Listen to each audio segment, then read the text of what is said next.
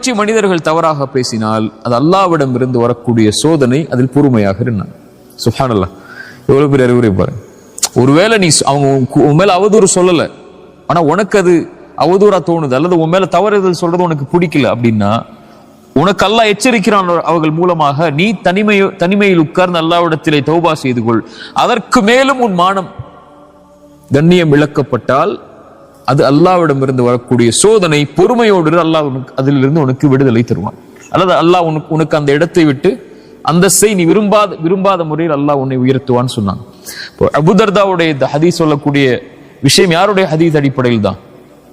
ரசூலுல்லாஹி ஸல்லல்லாஹு அலைஹி வஸல்லம் ஹதீஸ் அடிப்படையில் தான். யார் மறுமையில் ஒரு மனிதன் நன்மைகளோடு பரம ஏழைன்னு ரசூலுல்லாஹி ஸல்லல்லாஹு அலைஹி வஸல்லம் கேட்கும்போது, ஒரு மனிதன் செல்வத்தோடு வசதியோடு இருப்பவன் பரம ஏழை இல்ல, அது இல்லாதவன் பரம ஏழை இல்ல. நாளைக்கு மறுமையில் ஒரு மனிதன் வருவான், அவன் மலைகளளவு நன்மைகளை சுமந்து வருவான்.